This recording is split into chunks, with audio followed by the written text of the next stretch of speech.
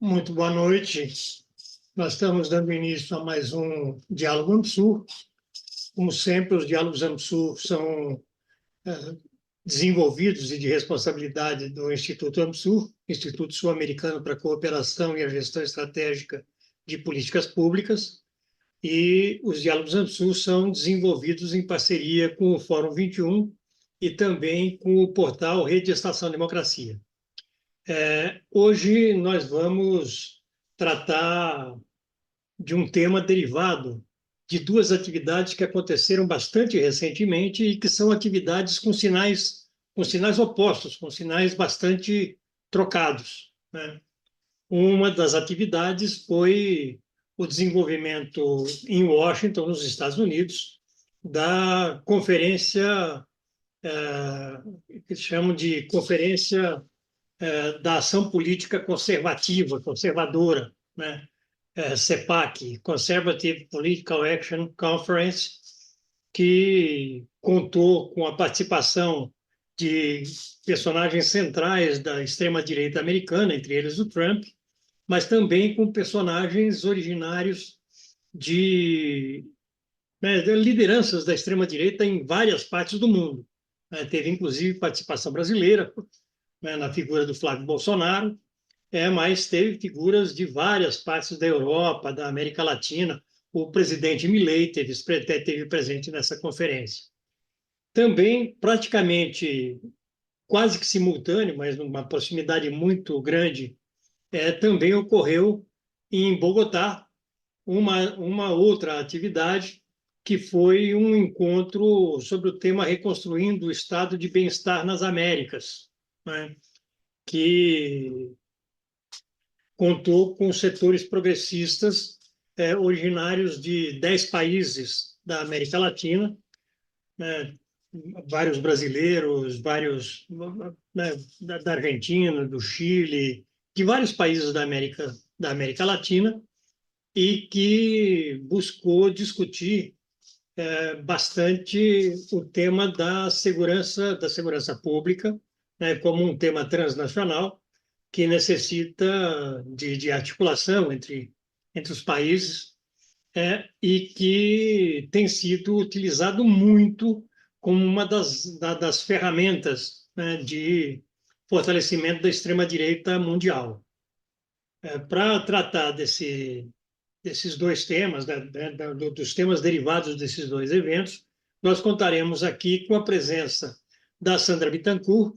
A Sandra Bittencourt é jornalista, doutorada em Comunicação e Informação, né, e também diretora executiva do Instituto Novos Paradigmas. Ela é conselheira do Observatório da Comunicação Pública da Universidade Federal do Rio Grande do Sul e é também coordenadora do Conselho Mídia Digital e Democracia da Fundação Getúlio Vargas e da União Europeia.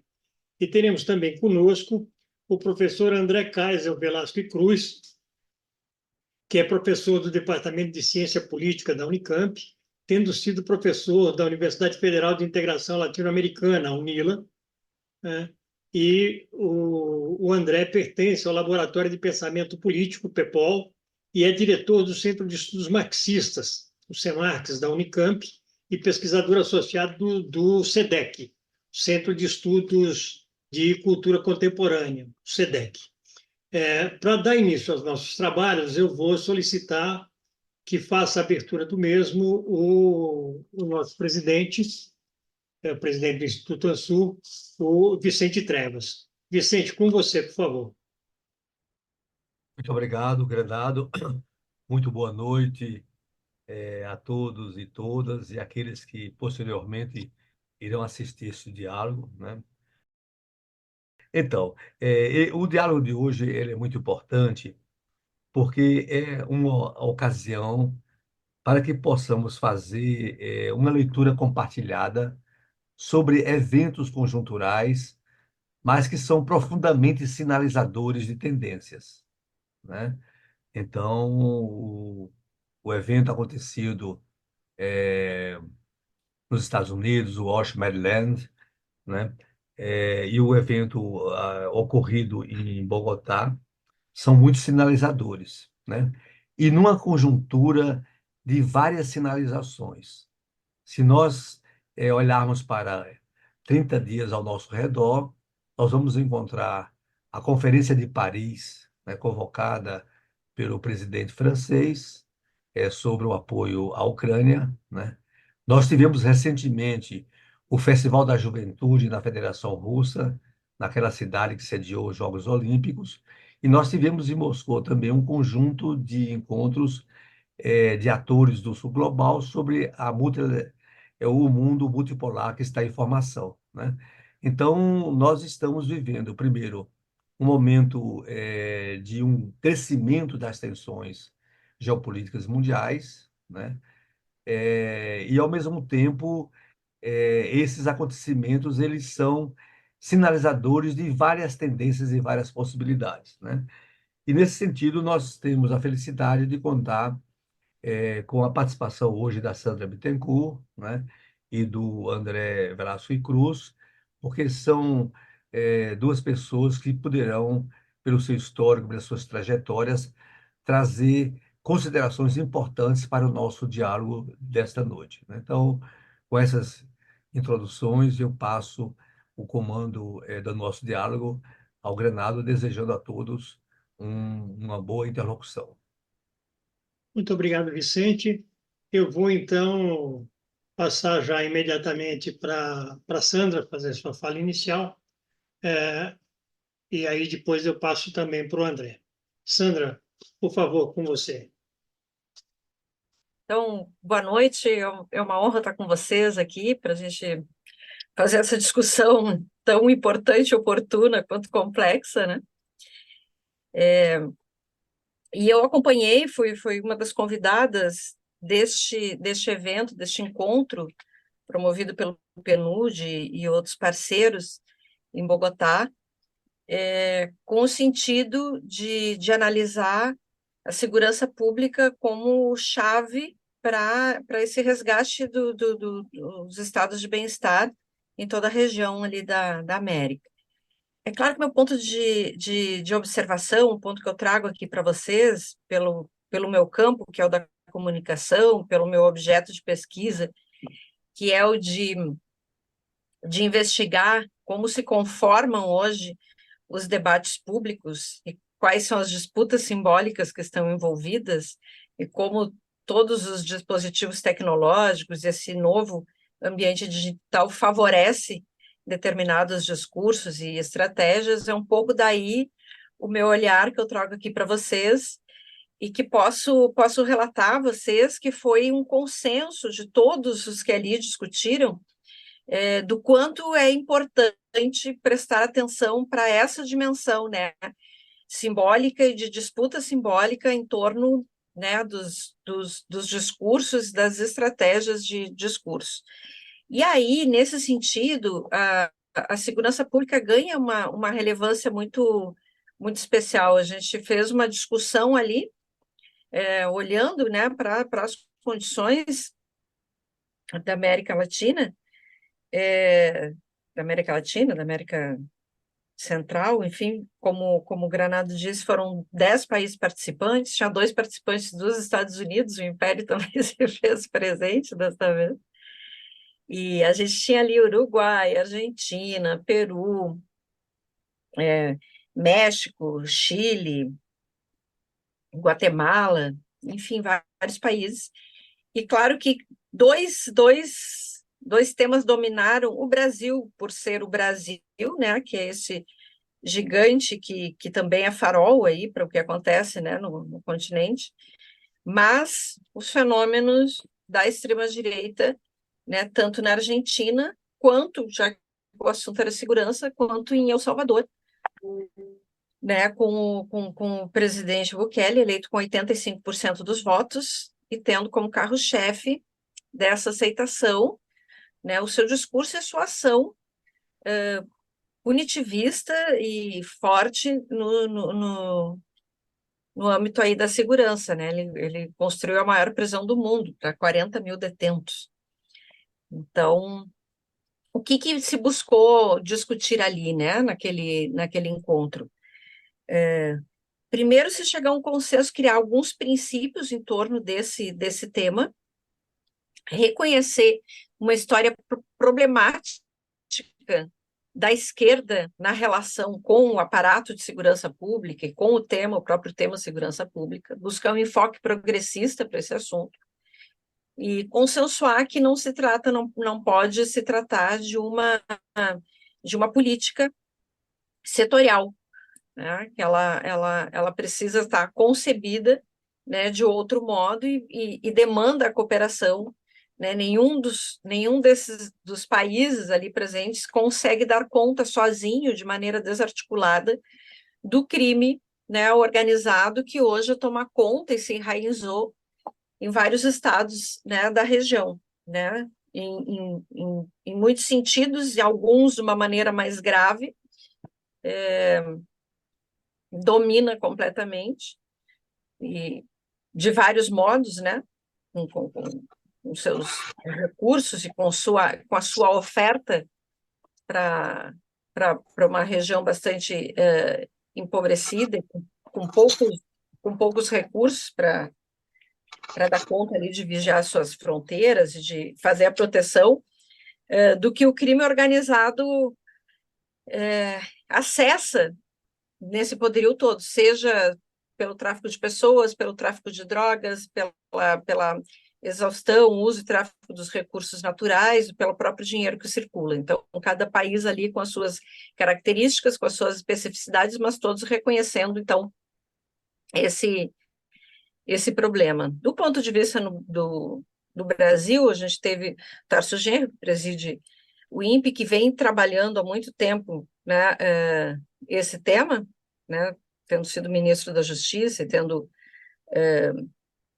estruturado e implementado talvez o maior ou único, né, programa pensado em segurança pública e cidadania, envolvendo, né, as diferentes esferas aí de poder e de responsabilidades, né, com esse tema. Eu trouxe algumas pesquisas e monitoramento para mostrar o quanto esse assunto é determinante para a população, o quanto ele é relevante. Ele, pela terceira vez consecutiva, é considerado o tema mais importante. A gente tem uma pesquisa do final do ano passado que coloca com 63% esse tema como o que mais preocupa, ou o que é o mais significativo para que as pessoas possam viver com qualidade, viver com autonomia, executar os planos que têm, por distintos motivos, seja quem está nas áreas mais conflagradas e da periferia, que está exposto tanto à brutalidade policial quanto à tirania do crime, quanto quem tem uma posição socioeconômica mais privilegiada, mas tem medo do crime também e busca se proteger e não quer participar nem estar próximo dessa zona de guerra, como se caracteriza. Então, além de ser um tema que preocupa muito os brasileiros, ele é uma espécie de preditor também do voto, porque, primeiro, que todas as pessoas têm uma posição, né, quando se trata de segurança pública, uma posição de como os atores desse sistema precisam responder e corresponder às suas expectativas, seja as polícias, seja o sistema de justiça, seja as autoridades. E depois, qual é a concepção que ele tem da própria polícia e qual deve ser, né, o papel do Estado ao gerar a proteção ou a punir quem incorre em crimes. Então, por esses dois aspectos, a gente vê o grau de relevância, o grau de importância, e compreende como esse tema é instrumentalizado e como ele serve, né, pela extrema-direita, e apesar das ações da extrema-direita, das propostas, das ações desenvolvidas serem ineficazes e serem ineficientes, mas como ele se presta nessa dimensão simbólica de disputa de projetos para esse tipo de captura. Um levantamento que apresentei mostra do monitoramento de todo o debate feito nas redes sociais no Brasil, sobretudo no Facebook e no Twitter, nos últimos 2 anos. Esse é um monitoramento feito pela FGV, dentro desse projeto Mídia e Democracia, que a gente tem né, um conselho da sociedade civil também para identificar e propor um ambiente mais qualificado no debate, ele mostra que teve mais de 20 mil posts sobre o tema segurança pública, e que a variação de 2022 para 2023, ela praticamente foi nula, teve 1% de variação sobre esse número de postagens, a rigor foram 10 mil postagens em cada um desses anos. Aí notem que 2022 foi o último ano do governo Bolsonaro, 2023 o primeiro ano do governo Lula. E permanece. O que isso nos indica? Indica que esse é um debate constante, permanente, que essa é uma pauta que vai dominar sempre o repertório, as preocupações e orientar, muitas vezes, a escolha racional, passional do voto das pessoas. E depois eu posso detalhar um pouco mais sobre esses números que apresentei, mas, como disse, no Brasil fiz essa apresentação, teve a abordagem do Tarso, estava o deputado Zeca Dirceu também, falando de algumas iniciativas, né, e discussão que tem na Câmara, e a manifestação da preocupação que hoje, a grosso modo, ainda nos falta, no Brasil, a apresentação de um plano mais bem conformado, né, de ações que possam, de fato, contemplar as expectativas e possam de algum modo, apresentar uma solução. Porque, de resto, em todos os outros países, isso foi exaustivamente repetido, a solução apresentada pelo outro campo, né, pela extrema-direita, ela é muito simplificada, embora seja um tema complexo, ela apresenta a eliminação dos bandidos, a prisão em massa dos bandidos, o rechaço à ideia de direitos humanos, uma carta branca para que as polícias possam agir com rigor, se não com violência. E isso, ao que parece, agrada as populações que estão assustadas e, como disse, né, à mercê dos criminosos e também angaria votos. E permite ainda, né, o pânico e o medo, né? É uma fonte muito vasta para a produção, né, de desinformação, para a produção de fake news, né? Que são informações fabricadas que pegam algo de elementos, né, da realidade das pessoas, do medo, que lidam muito com o medo das pessoas, com as expectativas, inclusive, para sanar esse medo, e que assim passam a tratar. Então, a gente percebe que no primeiro ano do governo Lula, toda a discussão, mesmo do campo progressista, se referiu mais ao passado, ao governo anterior de Bolsonaro, culpando o estado das coisas pela liberação dos armamentos, né? Ao mesmo tempo que o campo da extrema-direita participa desse debate culpando o estado das coisas pela leniência, pela inação do governo Lula, que não teria um plano e que não estaria apresentando. E nesse debate todo a gente percebe que, por exemplo, ações como em São Paulo, né, levadas a cabo pelo governador Tarcísio, elas são bem avaliadas por boa parte da população que pede rigor. E em todos os países que se manifestaram nesse sentido, né, pegando muito o exemplo do Bukele, que é um fenômeno e que vence, né, com esse índice tão expressivo, embora os índices da economia sejam terríveis, é uma crise muito grave, mas ele centra e assenta todo o seu discurso e a sua vitória monumental nessas ações de rigor, punitivismo e solução, porque, de fato, despencaram os índices, né, de homicídio e de outros crimes. Então, isso faz com que as pessoas tenham esperança que, a partir disso, a partir de um ambiente, de uma percepção, de uma sensação de maior segurança, todo o resto possa ser operado.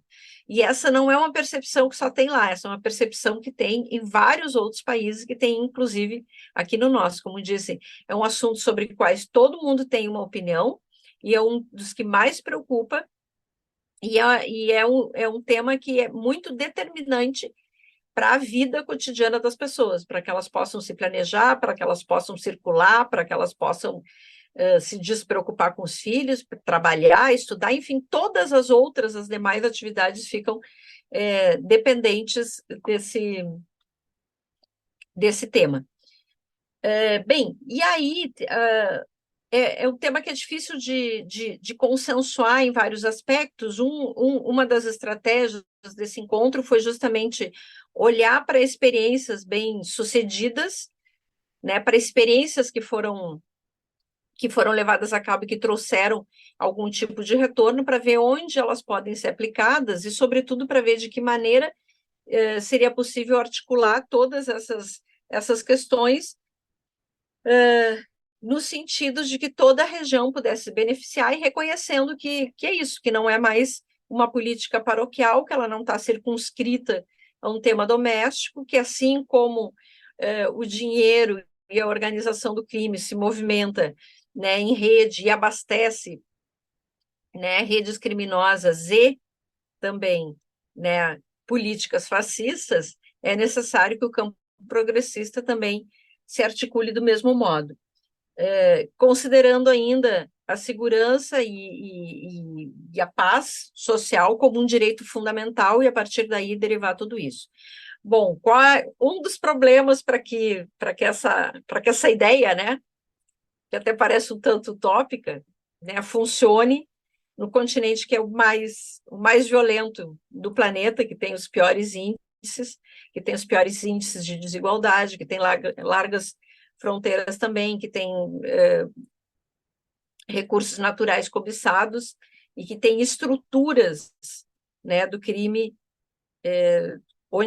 que dominam completamente parte do território e onde o Estado e a polícia, a lei, enfim, não consegue chegar, né? Também é reconhecer que existe uma questão de segurança do continente como um todo e que tem um fator, né, de domínio, que é o fator dos Estados Unidos, né, imperialistas, que de certo modo define e determina em termos de segurança e na sua política de combate, de guerra às drogas. Vejam que toda a linguagem é sempre bélica, né? Estamos em guerra, e isso justifica a eliminação aí de tantos jovens e um tipo de legislação que favorece, inclusive, toda uma reprodução desses cartéis e desses problemas dentro mesmo das penitenciárias. Então, essa discussão é uma discussão um tanto bloqueada, um tanto difícil, porque tem alguns países que têm um tipo de negociação, que aceitam as bases militares e que fazem um tipo de concessão e de acordo, enfim, de estratégia, que fica difícil aprofundar esse tipo de debate. Mas, assim, não quero me estender muito, acho que a gente pode ir dialogando, eu vou respondendo também para a gente ouvir o nosso outro convidado, mas a síntese foi essa. Entre as decisões, tem uma carta de princípios, que são todas... o medo dessa carta de princípios é que a gente concorde muito com elas, mas concorde também que são princípios difíceis de difícil execução, né? De difícil materialização. Mas, dentre os acordos, né, que se estabeleceram, foram esses princípios e a ideia de que a gente precisa, né, para esse tema, os próximos encontros, né, sobre integração, sobre a questão democrática, que a gente precisa ter um fórum permanente para discussão específica dessa temática. O deputado Guilherme Boulos também estava presente, representando o Brasil, e, claro, né, como pré-candidato aí a prefeito da maior cidade, né, latino-americana, de São Paulo, e aqui a gente está num ambiente seguro, eu posso, né, comentar algumas coisas, mas ele disse categoricamente que se não tiver um discurso, uma solução, um plano bem amarrado para a área de segurança em São Paulo, se perde a eleição, mesmo ele sendo, né, um candidato com apoio do presidente Lula, com uma posição bem colocada nesse momento, mas há uma grande preocupação. Ele elaborou algumas propostas que ele compreende que são importantes, né, com o uso da guarda municipal, enfim, com mais alcance, mudança do tipo de policiamento, o uso da tecnologia nos territórios, enfim, mas ele tem muita clareza de que este é um tema que vai ser definidor aí do sucesso ou do insucesso na eleição. Assim como a gente vê, né, outros exemplos aí talvez não tão eloquentes como o do Bukele em El Salvador, mas outros exemplos do quanto esse assunto, né, esse tema, essa dimensão da vida, né, do cidadão, o quanto realmente ele é significativo, né, para a avaliação dos governos, para a avaliação das autoridades. Isso, você precisa configurar sua conta do meio e para a definição do voto também. Então, vou escutar o nosso... Depois eu posso contar algumas coisas que eu vi também, depois de ouvir o nosso convidado sobre os Estados Unidos, quais são as expectativas e qual é a leitura que fizemos ali também sobre as próximas eleições norte-americanas. Mas aí a gente vai conversando, que eu não quero me estender demasiado. Muito obrigado, Sandra. Acho que é uma abertura importante para o debate de hoje. Eu vou passar, então, para o André. André Kaiser. Então, eu queria dar boa noite a todas e todos. Aqui na Califórnia, onde eu me encontro, ainda é fim da tarde, né? Mas aí no Brasil já é noite. Então, boa noite. Queria cumprimentar a Sandra, que me precedeu, uma exposição muito instigante e preocupante ao mesmo tempo. Acho que vai dar uma boa conversa. Queria agradecer ao Granado pelo convite, cumprimentar o Vicente Trevas enfim, todas as demais convidadas e convidados que estão conosco essa noite. Então, a encomenda, né, que o Granado me fez foi falar um pouco da CPAC, né, a Conservative Political Action Conference, ou Conferência da Ação Política Conservadora, que se reuniu algumas semanas atrás em Washington, D.C., ou no estado de Maryland, aqui nos Estados Unidos, do outro lado do país, em relação a onde eu me encontro. E que reuniu uma parcela importante da extrema-direita mundial, né? Claro que a grande estrela do evento, sobretudo para o público interno, era Donald Trump, mas também tiveram muito destaque alguns outros líderes, entre eles dois latino-americanos, um sobre o qual a Sandra já nos falou bastante, que é o Nayib Bukele, ainda pouco discutido no Brasil, mas talvez a figura mais perigosa da extrema-direita latino-americana, por razões que a Sandra aprofundou na fala inicial dela, tem a ver com a pauta da segurança pública, e também o nosso vizinho Javier Milei, né? Havia outras figuras, enfim, Viktor Orbán, né? E, enfim, entre outras, enfim, outros representantes da extrema-direita nos Estados Unidos, na Europa, etc. Eu não vou entrar em muitos detalhes como foi o fórum, público, enfim. É um público relevante, embora, enfim, é o maior evento da direita internacional, mas às vezes também a imprensa dá a impressão de ser um público gigantesco, enfim. Por depoimentos de pessoas que estiveram no evento, o público oscilava razoavelmente, até porque não era exatamente barato, a inscrição custava $200, enfim, né? Mas ainda assim, uma afluência importante.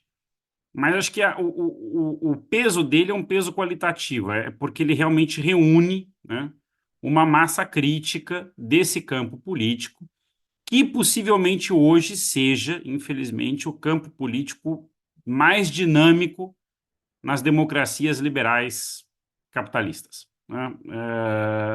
Tanto no norte, sobretudo no norte global, na Europa e nos Estados Unidos, mas também, e cada vez mais, no sul global, com destaque para a Índia, né, um país do qual nós falamos pouco, mas que tem, né, o maior partido do mundo, acho que se nós excetuarmos o Partido Comunista Chinês, que tem características próprias, um partido-estado, enfim, mas o BJP, o Partido do Povo Hindu, do atual primeiro-ministro de extrema-direita, Narendra Modi, é considerado por muitos o maior partido do mundo, né?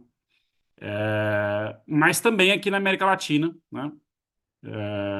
Com a ascensão do Milei, do Bukele, e a força que o bolsonarismo ainda apresenta, que vocês tiveram a ocasião de testemunhar na Paulista, há 2 fins de semana atrás, nós podemos dizer com tranquilidade que a extrema-direita também é uma força bastante dinâmica no sul global, né? Portanto, ela corta o espectro norte-sul ou centro-periferia, né?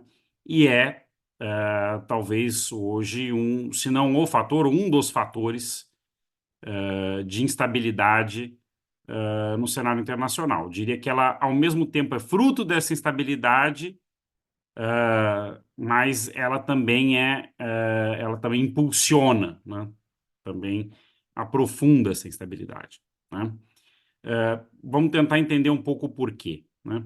Mas eu queria antes tentar situar, afinal, que bicho é esse? Do que nós estamos falando quando a gente fala do que alguns chamam de nova extrema-direita, né? E aí a nomenclatura ela é importante, né? Não é apenas um exercício taxonômico, é um exercício de conceituação para a gente tentar entender do que nós estamos falando. Mas antes de entrar na nomenclatura, eu queria só apresentar um corte histórico, e eu acho que a CIPAC é bastante expressiva disso.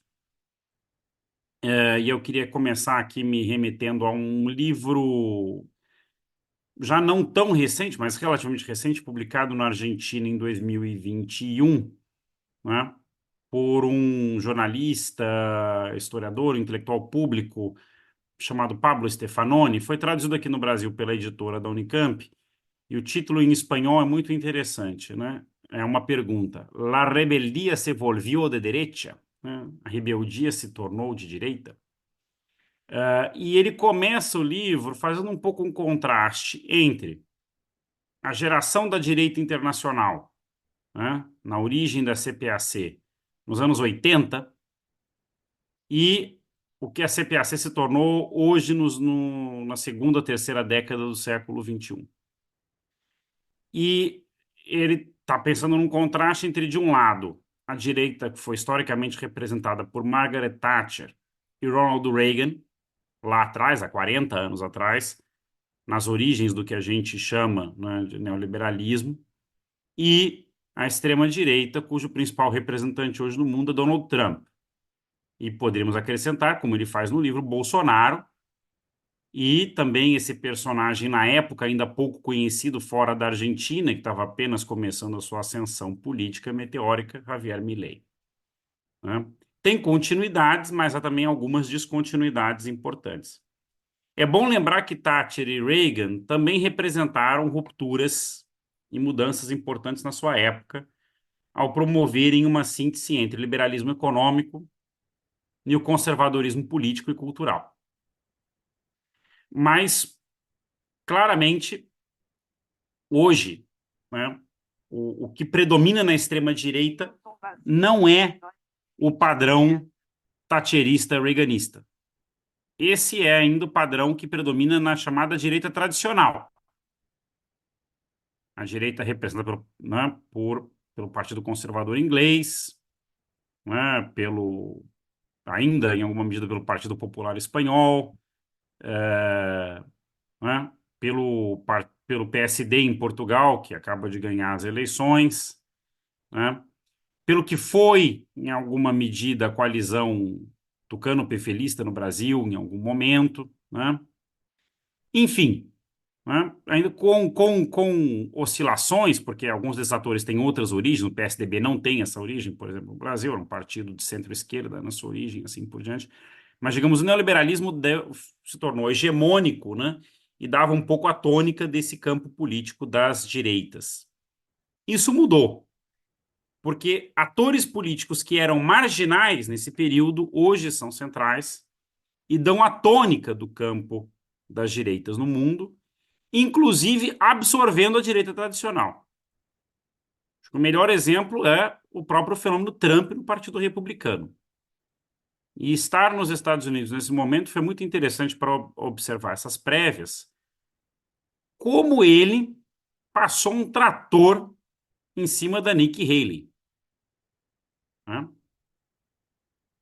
Que, aliás, foi embaixadora da ONU durante seu governo, mas que tentou, de alguma maneira, reanimar agora o velho Partido Republicano. O Partido Republicano de Ronald Reagan, o Partido Republicano do clã Bush, o Partido Republicano de Mitt Romney, da família Cheney e assim por diante. E ela foi destroçada. Tudo bem, pode dizer, ela teve 30%, 40% na média, ganhou ali 2 primárias, uma em Washington, D.C., onde justamente se concentra a burocracia partidária, e no outro, em Vermont, que é pouco relevante para os republicanos, mas, enfim, o domínio de Trump da máquina republicana hoje é inquestionável. Podemos dizer que o Partido Republicano hoje é o Tea Party, mas não no sentido da festa do chá de Boston, mas da letra T, o partido de Trump, Trump's Party, né? Muito claramente se tornou isso. Ou seja, o maior partido conservador, talvez um dos principais partidos conservadores do mundo, né? Uma referência no campo do conservadorismo mundial, hoje é um partido dirigido pela extrema-direita. E de maneiras distintas, com nuances importantes, podemos ver este fenômeno acontecendo em outros lugares do mundo. Esta colonização da direita tradicional pela extrema-direita.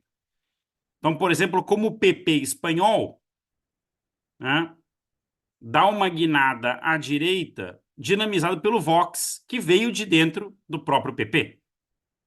Né? É bom lembrar que o Pablo Iglesias, líder do Podemos, dizia um tempo atrás, né, quando perguntavam para ele, há 15 anos atrás, por que a Espanha não tinha extrema-direita, ele respondia, porque a extrema-direita está dentro da direita tradicional. Vou lembrar que o PP vem do franquismo, né, mas assumiu esse figurino liberal conservador.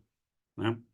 Agora, o Vox se desprende e retoma, digamos, uma tradição, podemos dizer, algo como um neofalangismo, e claramente o PP se inclina à direita para não perder eleitorado. E eles, inclusive, formam alianças de governo em várias comunidades autônomas e cidades espanholas e quase ganham governo no ano passado. Não conseguiram, foram detidos. Né? Mas em toda a Europa, né, e a expectativa não só agora confirmada pelas eleições portuguesas de ontem, mas né, por outros pleitos, é de que em junho, nas eleições para o Parlamento Europeu, a extrema-direita vai crescer muito e se tornará provavelmente a segunda força depois da direita tradicional, né, o bloco chamado Bloco Popular Europeu, né, que representa as forças conservadoras tradicionais, no Parlamento Europeu. E há uma possibilidade real de que a atual presidenta da Comissão Europeia, a conservadora alemã Ursula von der Leyen, precise da extrema-direita para continuar no cargo. E ela mesma ela não, digamos, afastou essa possibilidade. Ela só colocou uma ressalva. Desde que sejam anti-Putin, anti-Rússia e pró-OTAN, tudo bem. Ou seja, né, com Meloni, né, com a ultradireita espanhola, né, que têm assumido esse figurino pró-OTAN e anti-Rússia, tem conversa. Com a francesa é mais complicada, com o Rassemblement National, a Marine Le Pen, né, tem ainda uma posição mais crítica em relação à Aliança Ocidental e uma visão um pouco mais simpática, para dizer o mínimo ambígua, em relação à Rússia. Né? Agora, é bom lembrar, Marine Le Pen é a favorita para as eleições francesas em 27, o que tudo indica seu partido será a primeira força nas eleições para o Parlamento Europeu. Então, o panorama na Europa é esse. A direita tradicional, né, está sendo cada vez mais colonizada pela extrema-direita. E na América Latina ocorre algo parecido. Né? Nós vimos nas eleições argentinas como Macri, logo depois das primárias, praticamente abandona a sua candidata Patrícia Bullrich e depois costura no segundo turno a aliança que hoje forma a base do governo de Javier Milei, onde Bullrich, inclusive, é ministra do Interior, ministra melhor, da Segurança, enfim, da Segurança Pública, né? E no Chile, um ex-membro da UDI, aliás, num padrão parecido com o espanhol, né? Um partido de origem pinochetista que foi se moderando, se desprendeu uma ala extremada que formou o Partido Republicano, liderado por José Antônio Cast, que agora claramente também domina o campo da direita chilena. E tem chances reais de ser presidente do Chile nas próximas eleições, até pelo desempenho muito ruim, né, do atual governo de esquerda, de centro-esquerda, do Gabriel Boric, né? Então, acho que esse é um pouco o universo que se reúne na CPAC. Agora, é importante ter em mente que quando a gente fala em extrema-direita, nós também não estamos falando de um campo homogêneo, né? Não é à toa que, e aí eu entro um pouco na coisa da nomenclatura, alguns autores, como por exemplo Cas Mudde, né, que é um holandês especialista no assunto já há um bom tempo, num livro recentemente traduzido no Brasil, A Extrema-Direita Hoje, ele propõe uma distinção o que ele chama de entre o que ele chama de um campo da ultradireita, que por sua vez seria decomposto em dois grandes polos, né? A extrema-direita e o que ele chama de direita radical. E aí a distinção para ele entre uma e outra é, digamos, a relação com a democracia, né? Enquanto a extrema-direita rejeitaria a democracia em totam, inclusive o princípio da soberania popular, a direita radical, digamos, aceitaria algumas regras básicas do jogo democrático, como o governo da maioria, e disputaria eleições, e seria bem sucedido, inclusive, nesse campo, mas rejeitaria alguns dos valores importantes da democracia, como o pluralismo político e cultural. Eu acho a distinção problemática. Ela é útil, mas ela é problemática porque ela tende a colocar a democracia liberal, primeiro, né, como um parâmetro quase exclusivo do que seja a democracia, né? E ela tende a obscurecer também, esse é um segundo ponto que eu acho problemático, as zonas cinzentas. Eu acho que eu já mencionei, por meio de alguns personagens e partidos, algumas dessas zonas cinzentas, né? O fato de que o Vox, por exemplo, tenha vindo do PP espanhol, ou que Cast, o Partido Republicano, tenham vindo da UDI, onde ele também foi um político profissional por 20 anos, mostram que essas distinções são problemáticas. E elas são problemáticas, isso tem consequência política, não é? Como eu falei, não é só uma questão taxonômica, né? Ou puramente acadêmica. Tem consequências políticas porque, no fundo, a pergunta também é: nós podemos falar numa direita democrática em oposição a uma direita antidemocrática, né? Eu tenho sérias dúvidas. Eu costumo brincar quando as pessoas falam o Brasil precisa reencontrar uma direita democrática. Eu digo, ela já existe, ela está no governo Lula. O vice-presidente da República, a ministra do Planejamento, né? Uma série de figuras que vinham do antigo campo tucano, né? No sentido amplo, né? Simone Tebet vinha do MDB, não era do PSDB, mas enfim. Figuras que eram da centro-direita que hoje compõem a aliança de governo do PT. E o que não aderiu, hoje, basicamente, é acólito do bolsonarismo. Caiado, etc., né? Figuras mais conservadoras, né? Conservadorismo um pouco mais rançoso. Eles estão, basicamente, no campo do bolsonarismo, né? Então assim, eu acho que é importante ter isso em mente para que a gente entenda, eu acho que uma armadilha do nosso tempo. Qual é essa armadilha? Uma armadilha para a esquerda, né? Para o campo da esquerda. Porque o que tem se colocado em eleições ao redor do mundo e o Brasil não é exceção, é uma tentativa de impor às esquerdas, enfim, por parte dos grandes meios de comunicação, por parte do poder econômico, por parte de setores da direita tradicional, é a seguinte chantagem: olha, a extrema-direita está crescendo. Então, das duas, uma. Né? Ou vocês, basicamente, abdicam de ser esquerda, abdicam das suas políticas e convergem para o centro para bloquear a extrema-direita, ou a extrema-direita vencerá. Curiosamente, parte da direita tradicional não tem nenhum problema em fazer alianças com a extrema-direita, como eu já dei também vários exemplos. Né? E o problema é que, às vezes, de fato, essas escolhas se impõem em algumas conjunturas, de maneira muito dramática. Nós vivemos isso, com a diferença que aqui, quem encabeçou a frente amplíssima foi a centro-esquerda, porque, né, era da centro-esquerda o único candidato que podia vencer Bolsonaro em 2022, que era o presidente Lula. Né? O problema qual é? Né?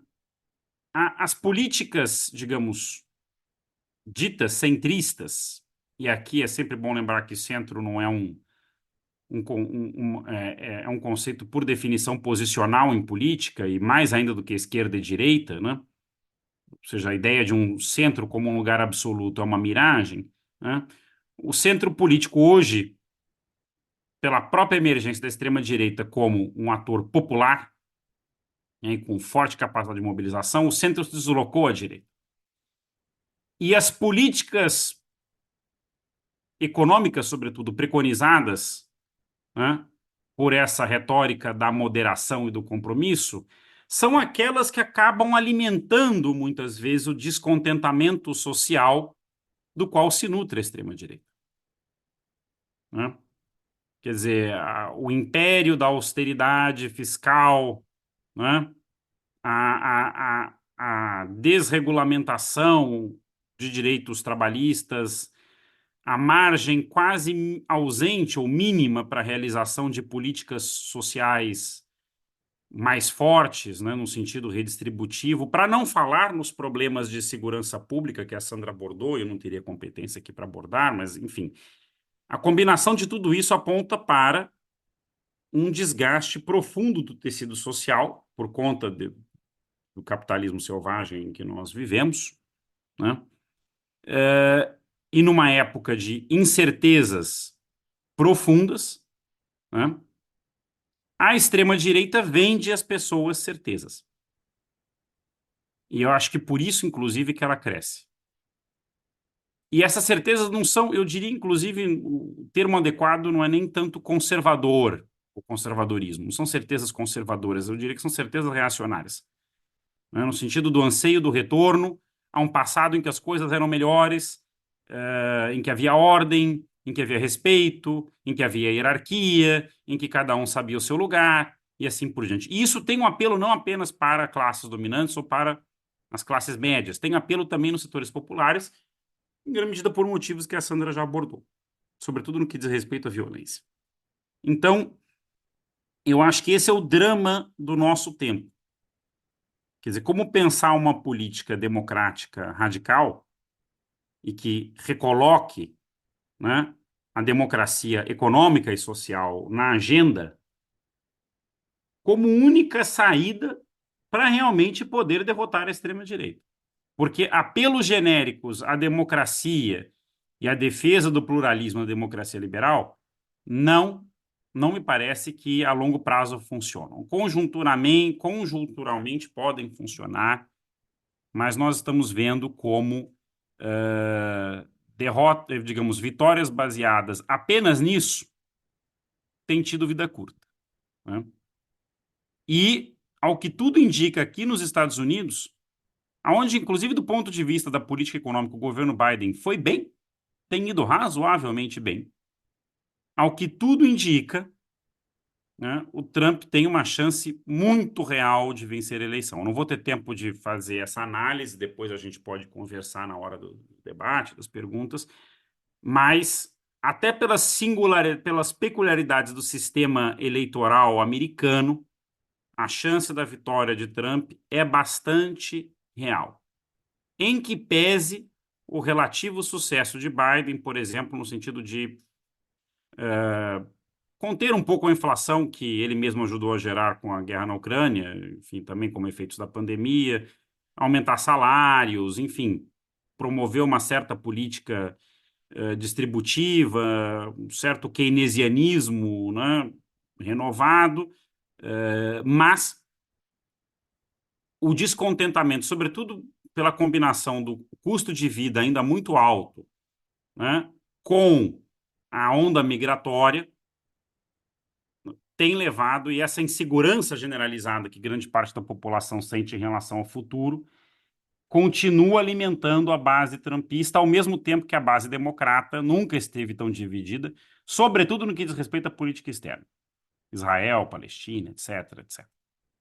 Mas, enfim, fica essa questão para o debate, mas eu só vou terminar dizendo o seguinte: se Trump vencer a eleição nos Estados Unidos, o que nós vimos na Paulista há 2 semanas atrás será apenas o aperitivo do que vem pela frente. Apenas o aperitivo, né? E nós temos outros aperitivos que vieram depois. Nicolas Ferreira na Comissão de Educação, né? Carolina de Tone na Comissão de Constituição e Justiça. Eles estão se reorganizando para contra-atacar muito claramente, e nós já percebemos que nossos queridos aliados de circunstâncias do centro ou da centro-direita não serão de muita ajuda, haja visto como a mídia brasileira tem se comportado. Bom, é isso. Deixo, então, essa observação pouco alvissareira para alimentar a nossa conversa em seguida. Desculpa se passei do tempo, Granado. Não, passou não. Muito obrigado, André, muito obrigado mesmo. Eu acho que a sua fala assusta um pouco, mas não pega ninguém de surpresa aqui. Esse grupo não pega, não é pego de surpresa, mas é uma fala forte e acho que necessária. Eu vou abrir para o debate, pedindo que as pessoas, para se inscreverem, cliquem embaixo em reações, reactions, e dentro dali cliquem em levantar a mão, raise hand, porque isso facilita colocar em ordem sequencial as pessoas se inscreverem. E enquanto as pessoas se inscrevem, eu já queria levantar algumas poucas questões, né? Saindo dessa história do CEPAC, o CEPAC tem uma seção brasileira, certo? Que já realizou 3 encontros, já tivemos 3 conferências, inclusive uma agora em 2023, e estão organizando, ainda sem data marcada, mas já estão organizando a CEPAC Brasil 2024, né? A CEPAC 2023 teve uma participação mista, né? Presencial e virtual, da ordem de 40 mil pessoas. Não é pouca coisa. Não é pouca coisa. Ela é organizada aqui no Brasil por uma instituição chamada Instituto Conservador Liberal, né? Que tem um site onde a gente não descobre o nome pessoa física de ninguém, né? Descobre, vê lá, pesquisa, existe, mas não tem o nome de ninguém. E já tem também um site, CEPAC Brasil 2024, que ainda não tem data marcada, mas já tem confirmação de uma série de palestrantes e tal. E, claramente, a direita se organiza aqui no Brasil, e isso não é diferente em outros locais, até onde eu entendo, em torno de algumas grandes agendas. Uma delas é segurança pública. Mas outra agenda importante é a agenda dos costumes, né?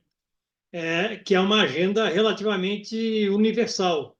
Ela passa pela história da autodefesa, liberação de armas, ela passa pela questão do aborto, ela passa por algumas pautas morais importantes, e uma terceira grande pauta é a pauta religiosa, né?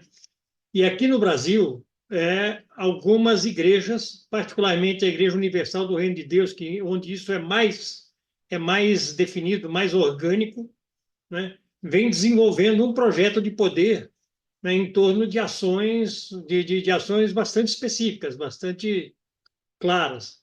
A Igreja Universal do Reino de Deus tem um programa, um projeto que se chama, se não me engano, EVG em Ação. EVG deve ser uma sigla, significa Evangélicos em Ação. E eles têm ações diárias, né, principalmente nos fins de semana, localizadas em vários pontos, em vários pontos. Eles têm uma ação importantíssima de evangelização no norte do Brasil, né, orgânica, que é assustador. Eu estou levantando essas coisas porque eu acho que, né, queria que vocês comentassem um pouco sobre essa história da organização da extrema-direita no Brasil e de como ela vem pela frente na contraposição ao governo Lula. Né? As últimas pesquisas têm mostrado uma situação complexa, que é a de inexistindo fatores ligados à economia, já que a economia avançou, né? Já que o emprego avançou, já que a renda, né, a renda pessoal avançou, né? Apesar de tudo isso, a gente vê o prestígio do governo e o prestígio do governo do próprio presidente da República caindo, né? E um crescimento da extrema-direita em torno dessas diferentes pautas. Então, eu estou levantando essas questões, né, para a gente já pedindo que vocês façam alguns comentários sobre os rebatimentos disso no Brasil, né, das agendas e do crescimento da extrema-direita no Brasil. Por favor, Hugo, com você. Depois a Sandra eu passo para ela, eu devolvo para ela e para o André. Eu apertei sem Com você, querer por aqui, favor. Como? eu apertei sem querer, eu aguardo vocês. Desculpe, eu apertei a mãozinha sem querer. Tá bom. Hugo, com você, por favor. Bien, sí, permítame que voy a hablar en español, Sí, sí, Claro. por supuesto. discúlpenme, pero vean, estimados amigos, yo tengo realmente estoy muy agradecido de haber sido invitado por Vicente, por AMSUR a participar en este evento muy importante, porque hoy es un momento sustantivo para la articulación tanto institucional como personal. Hoy debemos articularnos en la América Latina. Y quiero decir que traigo, además del agradecimiento al amigo Vicente y a todos ustedes, el saludo oficial de la Universidad Tecnológica Nacional de Argentina. Quiero decirles muy brevemente porque, bueno, ya tendremos ocasión de entrar en debate, pero es parte también del debate, decirles que la Universidad Tecnológica Nacional Argentina es una universidad pública y la única universidad federal de la Argentina. Está conformada por 30 facultades en todas las provincias de la Argentina. Y a su vez acaba hace una semana de crear la Escuela Universitaria de Oficios, de enseñanza de oficios, para quienes tienen nivel estudiantil o no, y formar desde mecánicos, informáticos, hasta quienes atiendan hoteles o restaurantes. Pero hoy necesitamos que los jóvenes y los no jóvenes se capaciten. Quiero decirles que la Universidad Tecnológica Nacional acaba de cumplir 75 años y nació como la Universidad Obrera Nacional. Y al poco tiempo se transformó en la Universidad Tecnológica Nacional. Tiene más de, alrededor de 100.000 estudiantes. El eje es la ingeniería, tanto en la investigación, en la aplicación tecnológica, en el tema territorial.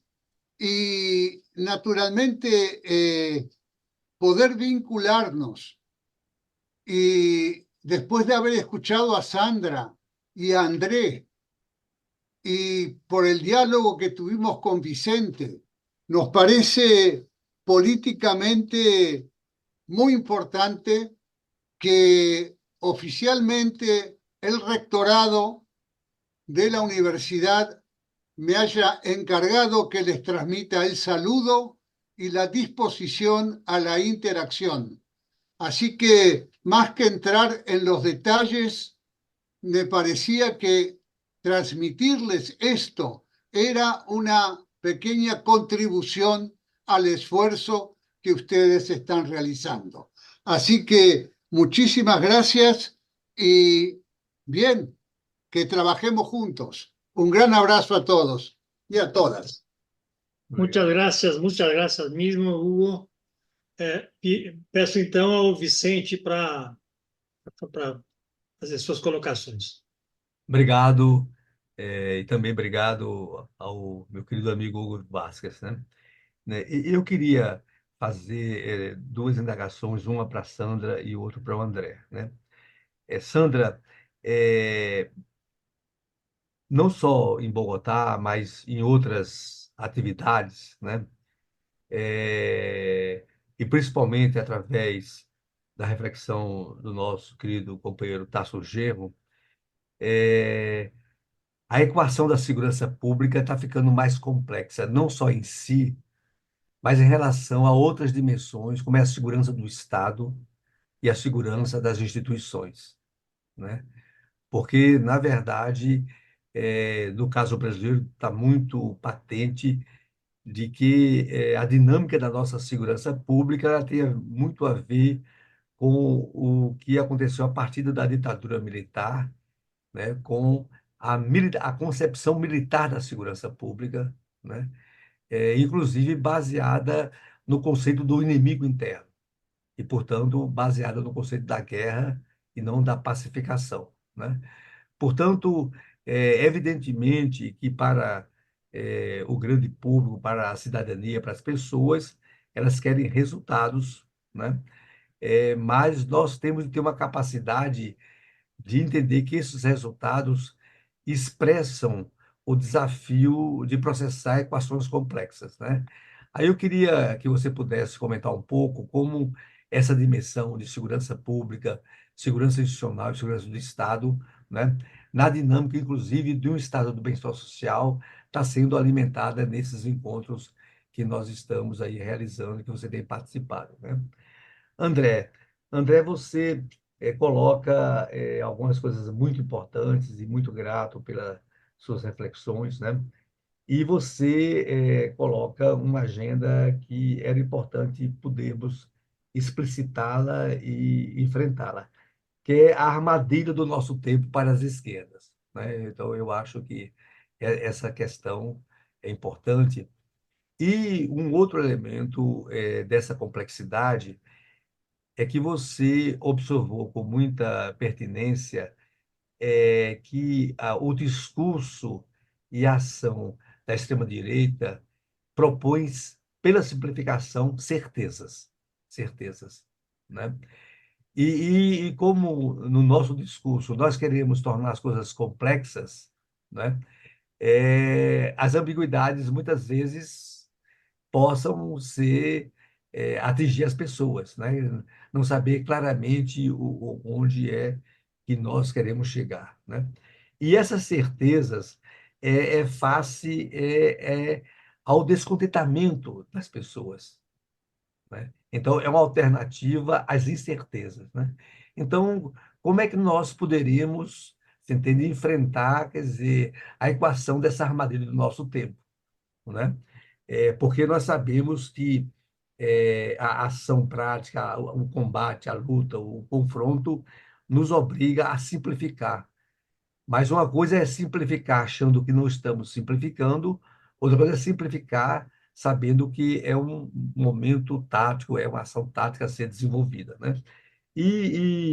Nesse sentido, eu acho que nós teríamos num segundo momento, continuar o nosso diálogo, porque, pelo que você falou, André, você nos afirma que uma possível e possa até ser provável vitória do Trump vai significar uma inflexão na dinâmica da extrema-direita em escala mundial, né? Então, também era importante. E essa inflexão está sendo preparada em vários âmbitos das eleições nacionais de alguns países da Europa, como foi o caso de Portugal, na próxima eleição do Parlamento Europeu e assim por diante, né? Então, queria que você pudesse, assim, nos ajudar primeiro a internalizar o desafio da armadilha, né? E vislumbrar que caminhos nós possamos trilhar. É muito grato.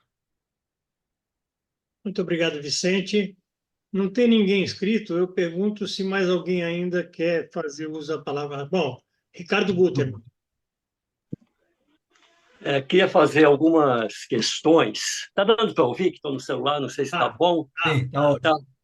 Ok, então. Algumas perguntas sobre, tanto para a Sandra como para o André, sobre alianças. Na questão da segurança, na medida em que, nas tentativas de golpe, tanto aqui no Brasil, como nos Estados Unidos, como na Bolívia com êxito, um vetor importante era a geração do caos, para a partir daí se contrapor com a ordem esse caos. É possível, explícita ou implicitamente, pensar numa aliança entre a extrema-direita e o crime organizado, com esse objetivo? Até que ponto a gente talvez tenha um bom exemplo na questão da Amazônia no Brasil? A ação das Forças Armadas durante o governo Bolsonaro na Amazônia e o avanço do crime organizado nessa região. A partir daí é possível se falar numa aliança desse tipo? Isso para a Sandra. Para o André, eu ia perguntar o seguinte: qual que é a relação mais global, no Brasil é clara, mas de uma forma mais global, entre a extrema-direita e as forças armadas dos diversos países, o militarismo, o complexo industrial militar nos Estados Unidos? Existe alguma relação mais forte nesse tipo? Também nessa linha das alianças, e hoje tem uma grande concentração de renda e poder nas big techs, no setor financeiro, nos grandes fundos globais. O que talvez, na sua opinião, o que atende mais aos interesses desses setores que estão avançando cada vez mais na concentração de renda e poder? A política da direita, digamos, mais tradicional, neoliberal, ou da extrema-direita, para a gente poder pensar um pouco no prognóstico e na evolução desse quadro que você muito bem apresentou, André. É isso. Obrigado.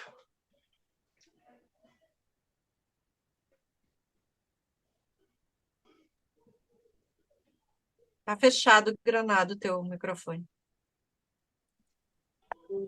Obrigado, Sandra. Como não tem mais ninguém inscrito, eu vou... Ah, não, o Tadeu Valadares levantou a mão. Tadeu, com você, por favor. Vocês me ouvem? Sim, Sim. ótimo. Ótimo, ótimo. Eu vou fazer uma pergunta muito pequena, na verdade, e dirigida ao André. Algo que, quer dizer, eu acho que o André nos deu no final da fala dele uma visão assim muito direta, ainda que muito rápida, porque era final de fala mesmo, sobre como ele vê a muito provável vitória de Trump nos Estados Unidos. E ele derivou que, claro, a vitória de Trump nos Estados Unidos, se a gente pensa em termos de Brasil, significará uma enorme, um enorme fator de impulsão para uma extrema-direita que foi derrotada eleitoralmente, mas que tem quadros, recursos, finanças, massa popular, grande afinidade eletiva com as classes médias e com o alto empresariado, E quanto mais alta a classe média, mais alto o empresariado, a minha impressão, a Sandra, que conhece bem pesquisas, talvez possa confirmar ou infirmar o que para mim é apenas uma impressão, mas eu creio que à medida que você sobe na escala social, o bolsonarismo, ou mais ainda, a extrema-direita brasileira se afirma. Então, ela se afirma no alto da pirâmide, mas ela se afirma também, em termos de linguagem muito sociológica, nos estratos baixos todos, ou que, se a gente pensa, na massa popular, nas classes subalternas. O que é algo muito, a minha maneira de ver, é algo muito facilmente inteligível se a gente pensa no que é o Brasil real, né? E o Brasil real é um Brasil muito bárbaro, né? Eu creio que nós todos temos uma formação maior ou menor, mais relativa ou menos relativa, mas todos nós, sobretudo os mais velhos, nós fomos educados, ah, quando fomos, numa visão muito ainda iluminista da história. É uma coisa que se traduz hoje como um avanço progressivo, o campo progressista, as reformas necessárias, né? Então, nós temos uma herança importante de um iluminismo que, na minha maneira de ver, já está esgotado. E nós temos também uma herança anti-iluminista, uma herança escravista que nos amarra em termos do que são as reações emotivas, as reações vividas, as reações não decantadas ideologicamente, que permeiam uma enorme porção das classes populares brasileiras, em especial na medida em que os integrantes dessas classes populares eles se vinculam a determinados ramos de igrejas, de religião, de teologia, etc. Eu não vou entrar, não estou fazendo uma conferência, vou deixar a coisa pelo alto. Mas o que eu digo é o seguinte, só para reforçar, vitória de Trump significa um impulso para todas essas forças que são, no fundo, forças muito, vamos dizer, muito desestruturadoras daquilo que todos nós pensamos seja um possível avanço civilizatório no Brasil. Bom, tudo bem. Mas o que eu queria te perguntar, André, porque você está aí e está acompanhando, né, com grande minúcia, do que eu acompanho, a minha sensação é de que não necessariamente a vitória do Trump significará sim o reforço da extrema-direita nos Estados Unidos, na Europa, aqui no mundo. Isso acho que ninguém tem dúvida. O meu raciocínio é mais perguntar a você. Você não acha que uma vitória do Trump, que tem todos esses significados internamente aos Estados Unidos e planetariamente, se essa vitória, dada a polarização existente hoje nos Estados Unidos, né, que explodiu com a tentativa de tomada, né, do poder quando Trump tentou, digamos, o golpe dele, né, e que continuou esses anos todos, né, vai fazer quatro anos feitos, e que continua uma polarização enorme, por um lado. Segundo, uma polarização que traspassa os partidos políticos tradicionais, porque há uma parte digamos, da direita republicana que é muito contrária ao Trump. Os democratas, em geral, são contrários, mas existe hoje uma esquerda dentro do Partido Democrata que, vamos dizer, ela está alojada no Partido Democrata, mas eu não consigo vê-la como tão profundamente amarrada assim ao ideário do Partido Democrata. O Partido Democrata é um caminho para ela tentar exercer alguma função civilizatória, tanto interna aos Estados Unidos, quanto externa, em termos de política externa, muito idealista, mas ela é completamente oposta a qualquer coisa que seja de extrema-direita. E o que eu sinto, que eu vejo, que eu leio, né? Não leio com a sua sistematicidade, mas o que eu vejo é o que já se falou várias vezes, que talvez os Estados Unidos, com a vitória do Trump, os Estados Unidos ficarão mais isolacionistas, porque eles terão uma outra visão de relações internacionais, mas também não só isso, os Estados Unidos poderão ficar mais fracos, porque internamente haverá um salto qualitativo no processo, digamos, para falar uma expressão muito vaga, de antagonismos sociais, de antagonismos políticos, de antagonismos ideológicos e, no limite mesmo, ainda no limite pequeno, de certos antagonismos econômicos. Então, eu queria que você, talvez, se você pudesse um pouco refletir para nós sobre esse outro lado da moeda. Que a gente, quando pensa, Trump vence, a gente, opa, e nós aqui? Né? E isso aí é perfeito, é legítimo, eu acho que a gente tem que pensar isso mesmo. Aí eu tô te dizendo, a gente está na coisa quando a gente pensa assim. O que eu estou te convidando é para você pensar na sobrecoisa, aquilo que a coisa um pouco obscurece, mas que está ali e que não está no estado lavar. Porque, né, você que está aí, você sabe que há toda uma série de formulações que dizem que os Estados Unidos podem entrar numa espécie de guerra civil. Não necessariamente uma guerra civil, como foi o tipo da Guerra do Norte contra o Sul, mas uma tal desagregação interna, um tal aumento de violência de todo tipo, que seria, entre aspas, o equivalente funcional do que a gente chama de guerra civil. Ou seja, os Estados Unidos estão ficando muito parecidos conosco, em que nós temos também esse tipo de coisa, só que lá eles são todos armados e eles são todos, tanto de um lado quanto do outro, quanto no terceiro ponto mais fraco, que é a esquerda nos Estados Unidos, todos eles são extremamente colados nos seus valores, sejam os valores reacionários, sejam eles os valores liberais, sejam eles os valores democráticos, sejam eles os valores daquele grupo que são os socialistas democráticos da América. Então, eu te deixo com esse tema, mais do que uma pergunta. Muito obrigado. Obrigado, Tadeu. Bom, agora então eu devolvo para a Sandra. Sandra, com você, por favor. Primeiro, eu queria agradecer o André pelo panorama que ele nos traçou aqui, André, acho que muito minucioso, importante, e eu não diria pessimista, eu diria cauteloso e realista, porque, de fato, de muitos modos, isso foi discutido também, né? Em Bogotá, a gente tinha, né, representantes dos Estados Unidos que se dividiram entre otimismo e pessimismo, né? Um acha que é muito difícil que o Trump vença, porque se a gente olhar depois da vitória dele, ele só obteve derrotas,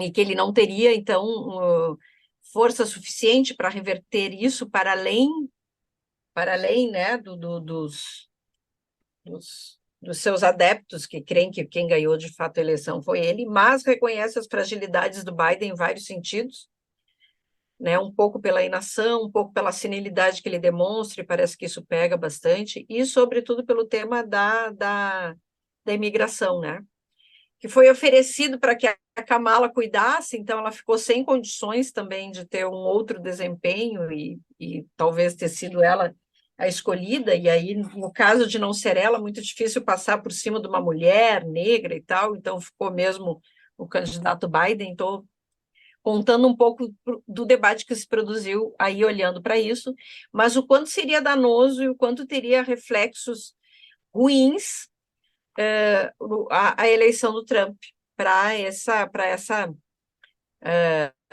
primeiro para a força que figuras como Milei teriam, né, aqui na América Latina, e para esse reagrupamento e esse novo fôlego da extrema-direita aqui. Mas, bom, no tema do André não vou entrar muito, só contei que isso também foi objeto.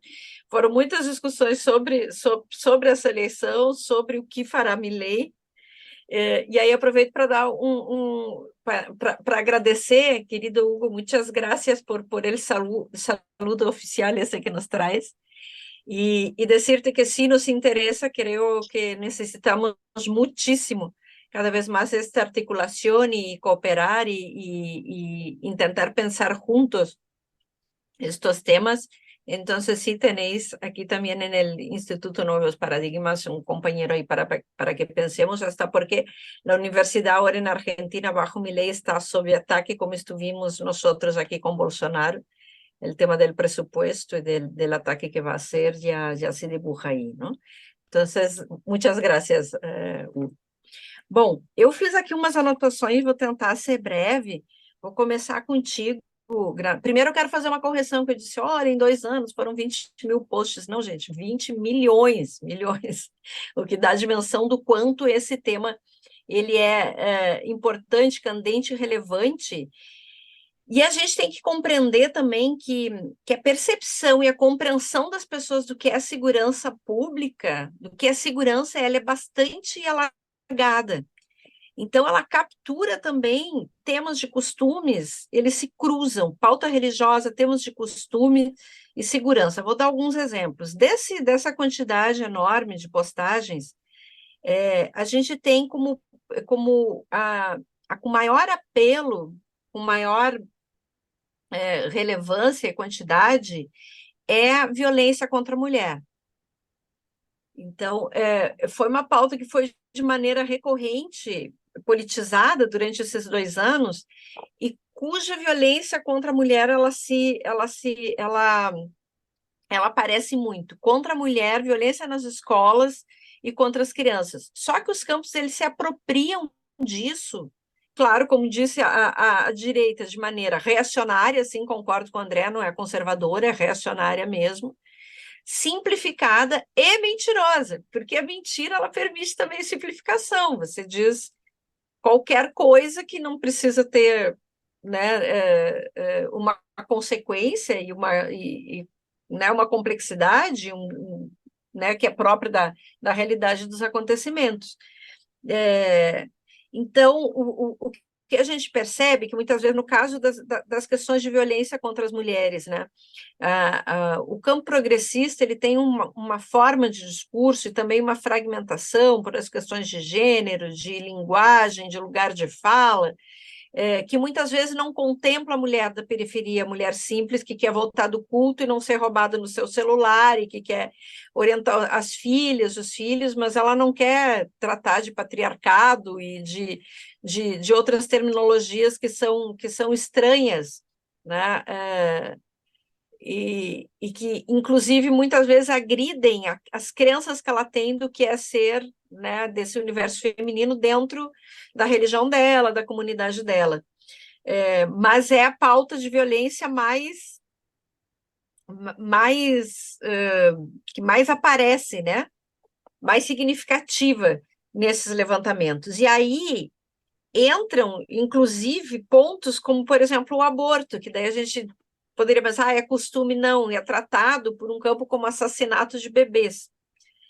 Então, isso acaba entrando, né, dentro dessa categoria maior, mais ampliada da segurança. E existe, e aí tu citaste até, Granado, essa organização, esses propósitos e esses investimentos, né, de empresas corporativas religiosas, né, neopentecostais, como é o caso da Igreja Universal do Reino de Deus, que tem um conglomerado de mídia potente, forte, né, tem rádios, tem televisão, tem portais, tem jornais impressos, ou seja, sempre houve essa combinação, né, de um forte aparato midiático, né, de uma teleevangelização e de uma ambição política bem definida, né, de ocupação. E dentro dessas estratégias está agora a captura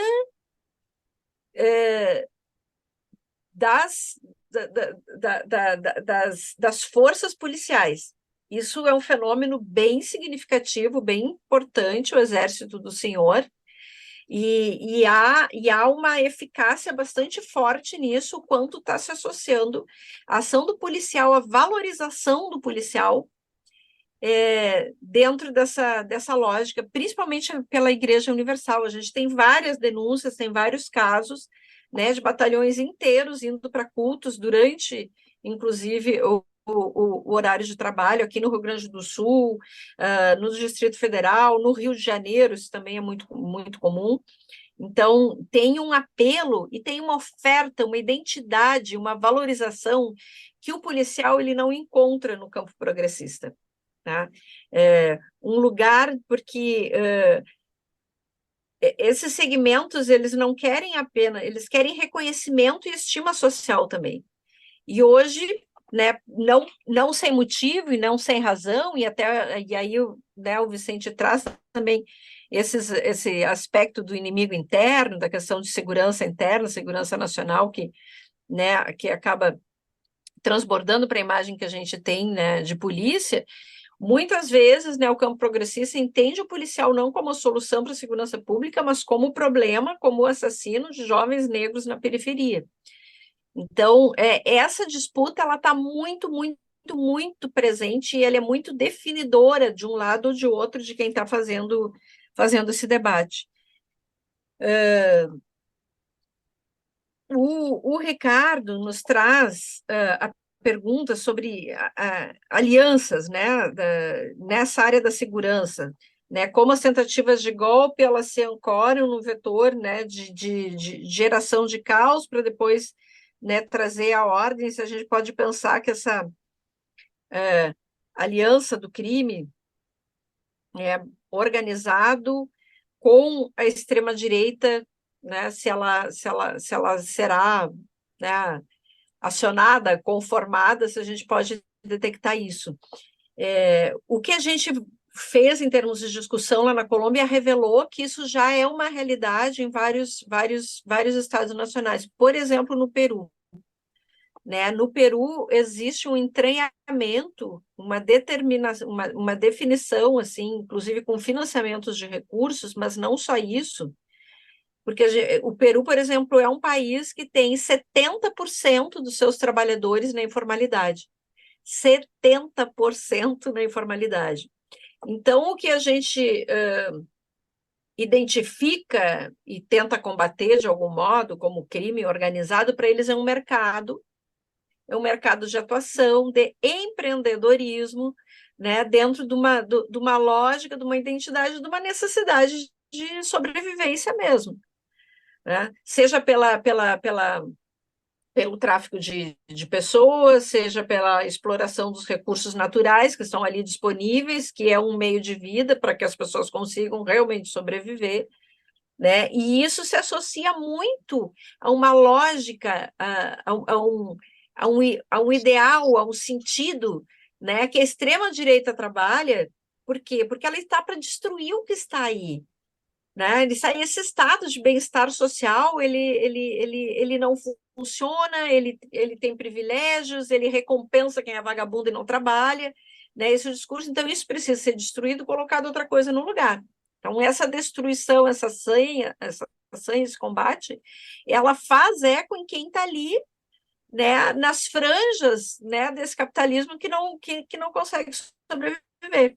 Então, sim, essa aliança ela se apresenta em vários sentidos. Eu trouxe o exemplo do Peru porque foi a descrição que eu vi mais bem acabada de fato, né, o crime está financiando e está, sobretudo, organizando, né, um mercado que é o que vai possibilitar a sobrevivência e talvez algum tipo de expectativa para uma massa de trabalhadores que não tem o mínimo de proteção social, e que isso é 72 ponto não sei quanto o índice de informalidade lá, né, para a gente ter, enfim, uma ideia. E aí, a gente percebe nessas discussões, Vicente, que essas equações complexas, né, que precisam dar conta dessa presença, dessa estratégia, dessa ação, né, do Estado para entregar resultados, né, que a população exige, precisa, quer, porque quer viver, essa equação ela é muito difícil, porque, de um lado, pelo que a gente, dentro dos princípios, né, o que se pretende dos princípios mais humanistas, princípios de bem-estar, é um Estado que caminhe, que se dirija para um enfoque mais sistêmico, mais holístico da luta contra o crime, que considera as violências como um sistema interconectado de causas e efeitos, mas que efetivamente, né, que se baseia em princípios da segurança humana, põe as pessoas no foco, mas que efetivamente combata esse crime, tenha recursos, tenha inteligência, tenha articulação. Né? E para isso ele precisa entender que o crime organizado e os mercados ilegais, né, eles precisam de inteligência, de acompanhamento, de estratégia compartilhada. E não necessariamente se chega a um acordo qual é o papel da polícia, qual é o papel da repressão, qual é o papel, né, que todo esse sistema precisa ter em termos de penas, em termos de... Porque talvez se tenha uma ideia, força, limite, de que quando a justiça social e a equidade, a distribuição estivesse posta, o crime desapareceria. Não, ele não desaparece. Né? E não dá para fazer segurança sem polícia, embora se tenha essa relação problemática com as forças de segurança. Então, o que se discutiu lá é que é preciso reconhecer que são mercados e que tem que tratar como mercado no sentido da regulação, da fiscalização, mesmo do combate, mas também de soluções para aquele que está trabalhando ali, né, daqui a pouco no contrabando, né, no descaminho, mas é o modo de sobrevivência dele, né, ou do garoto esse que é aviãozinho que vai entregar a droga, e, enfim, né. Então, tem toda uma discussão altamente complexa que ou a gente tem a solução que se vê que agrada, ou seja, tu faz uma cadeia gigante, bota todo mundo ali dentro, né? Mata sumariamente, e com isso você forçosamente, pelo menos por um tempo, diminui a criminalidade, dá uma sensação de segurança, embora o país continue dentro de um caos porque não consegue, né, economicamente nem socialmente gerar as oportunidades que precisam ser geradas, mas dá essa sensação.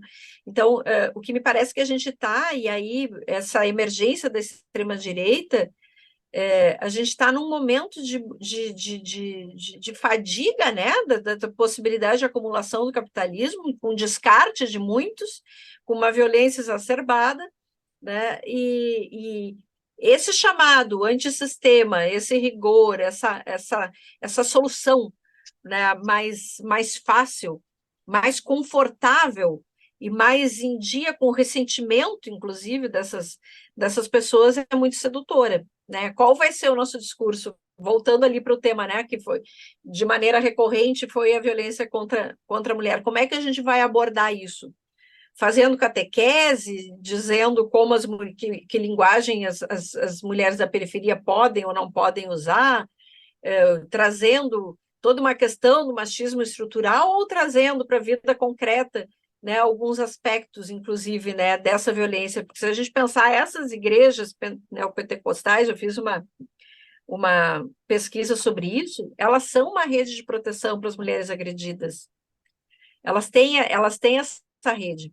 Né? Embora elas aconselhem que tem que compreender, tem que levar o marido para a igreja, ele tem que parar de beber, mas elas dão uma solução, né? Elas dão um apoio concreto. A Igreja Batista, por exemplo, ela tem núcleos, foi um dos primeiros que organizou núcleos de acolhimento e de auxílio à mulher que é agredida.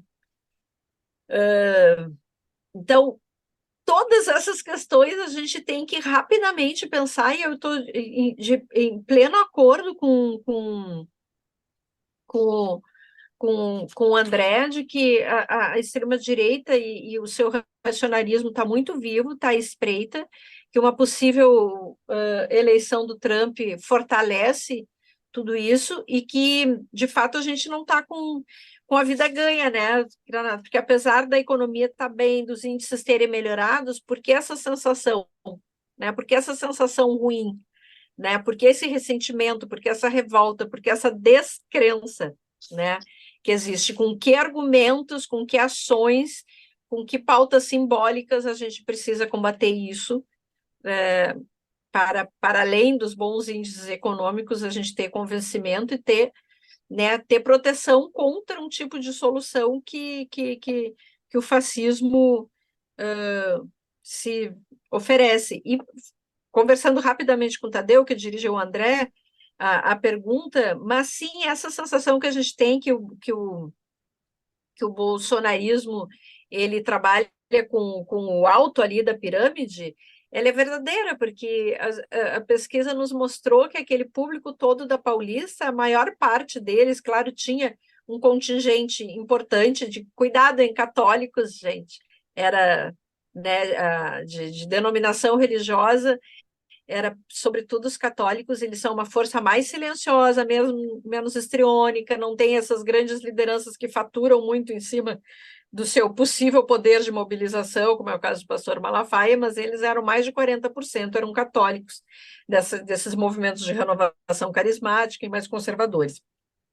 Tinha também muito, sim, quase um terço de evangélicos, mas a maioria eram de homens com curso superior, né, e com uma posição socioeconômica privilegiada.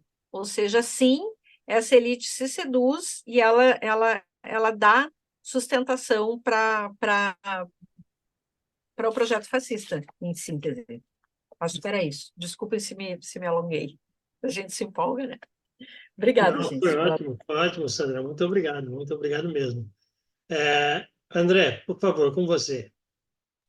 Bom, obrigado, Granado, Trevas, Ricardo e Tadeu pelas perguntas. Muchas gracias, profesor Hugo Vázquez, por el saludo y la invitación a la cooperación. Así como dijo Sandra, a mí también me parece bien que lo hagamos. Más que nunca, mi universidad, la UNICAMP, viene invirtiendo bastante en los últimos años en la cooperación sur-sur y con Latinoamérica, en especial con las universidades argentinas, así que estamos abiertos a ese tipo de, no solo de convenios burocráticos o institucionales, pero sobre todo las iniciativas de investigación y de reflexión comunes, ¿no? Para que podamos enfrentar nuestras urgências igualmente comunes. Bom, respondendo as perguntas, né? Tentar responder, porque foram muitas e não vai dar para, obviamente, tocar em tudo no pouco tempo que temos aqui ainda. Vou tentar organizar um pouco. Vou só dar um pitaco nessa pergunta que acho que o Ricardo dirigiu um pouco para a Sandra, e depois eu passo as perguntas do Granado, do próprio Ricardo, do Trevas e do Tadeu, sobre essa relação crime e extrema-direita. Eu vou te dizer uma coisa, viu, Ricardo? Isso não é novo. E eu vou dizer que ela tem, inclusive, um lado ideológico. Eu não sei se vocês que têm mais idade do que eu devem lembrar de um episódio meio pitoresco na história boliviana, no início dos anos 80, que foi o golpe e a curta, porém violenta ditadura do coronel Luiz Garcia Meza, ali entre 1980 e 82, né? Antes da restauração da democracia na Bolívia um pouco mais definitiva. E aquele golpe ficou conhecido, inclusive em parte da historiografia, como o golpe da cocaína, porque foi apoiado abertamente pelo narcotráfico, com fortes relações com a elite econômica de Santa Cruz, e alguns dos operadores desse narcotráfico eram também não apenas torcionários e participantes do aparato repressivo desde a ditadura anterior do Banzer na década nos anos 70, na década anterior, mas também alguns dos mais notórios representantes da extrema-direita mundial. Entre eles, um alemão chamado Klaus Barbie, ou conhecido na França como Barbie, porque era o açougueiro de Lyon da Gestapo. Este senhor e um terrorista italiano do Ordine Novo, Stefano Delle Chiaie, que se refugiou na Bolívia, assim como Barbie, operavam, eram sócios do narcotráfico, além de treinarem o aparato repressivo, tanto de Banzer como depois de Garcia Meza, responsável, entre outras, pelas mortes do padre jesuíta Luiz Espinal e do líder socialista Marcelo Quiroga Santa Cruz, né? Um pouco o patrono do Luiz Arce, do atual presidente da Bolívia, né? Então, esse é um pequeno exemplo de como essas relações são antigas e, em alguns lugares, muito mais orgânicas, não é? O paramilitarismo colombiano, relação do uribismo com os cartéis, ou o que foi a Operação Irã Contras, né? E como os contra-nicaragüenses foram financiados, assim como os Esquadrões da Morte de El Salvador e Guatemala, né? Chamada Mano Blanca, etc., entre outras coisas, com dinheiro do narcotráfico, né? Em operações que envolviam, né, aquele coronel americano lá, o North, esqueci o primeiro nome dele, que depois até foi julgado, né, mas também envolviam redes da extrema-direita internacional, como a Liga Mundial Anticomunista, que eu tenho estudado. Então, assim, essa relação bolsonarismo-milicianato tem história na América Latina. Tem história, tem a ver com interesses econômicos bem estabelecidos, e alguns deles até antigos, né, como os setores do latifúndio se associaram ao narcotráfico,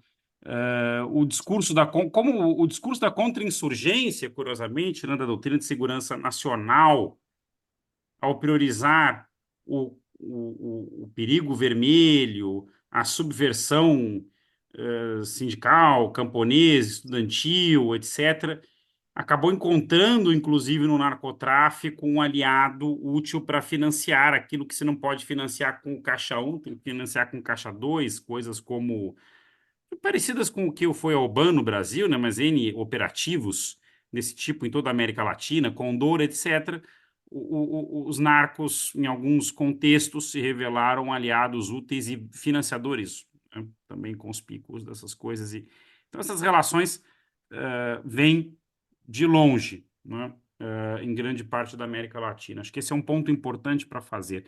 Porque, claro, né, é curioso que nessa mesma época, nos anos 80, via os famosos documentos de Santa Fé, começa a se criar a ideia da narcoguerrilha, sobretudo no caso colombiano, e até hoje no discurso de extrema-direita, associação do PT, Farc, Comando Vermelho e tal, mas a gente for ver quem tem relações conspícuas mesmo com o narcotráfico, são eles. Ou com outros tipos de negócios escusos, né? Como é evidentemente o caso do bolsonarismo, sobretudo de quem financiou aqueles acampamentos e, enfim, que foram dar nos acontecimentos infaustos de 8 de janeiro, né? Bom, esse era um pitaco que eu achava importante dar, né? Tem um lado ideológico aí também, além de financeiro, tá? Bom, pergunta, já para responder também a outra do Ricardo, militar, que eu já, de alguma maneira, entrei, né? Militares e extrema-direita. Eu acho que isso é uma coisa mais forte na América Latina do que nos Estados Unidos e na Europa. Muito mais.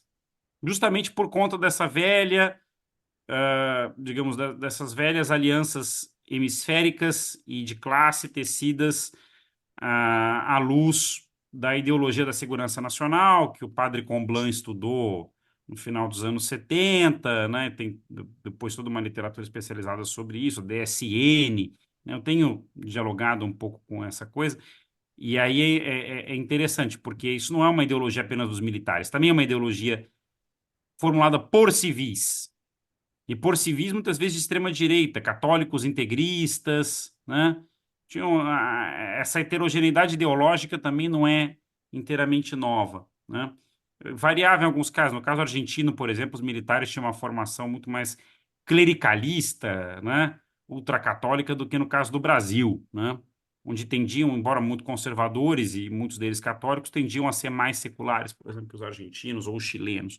Mas, em todo caso, né, essas são alianças antigas que passam não apenas pelos militares, pelas classes dominantes, por setores da intelectualidade conservadora e reacionária desses países e que não foram desarmadas na medida em que a redemocratização nos países latino-americanos, mesmo onde, né, se enfrentou melhor, né, o tema da justiça de transição, como na Argentina, deixou intactas algumas bases de poder, bases de poder que sustentaram os regimes de exceção, os regimes de segurança nacional do passado, né, sobretudo o poder econômico, grupos como a família Macri, enfim.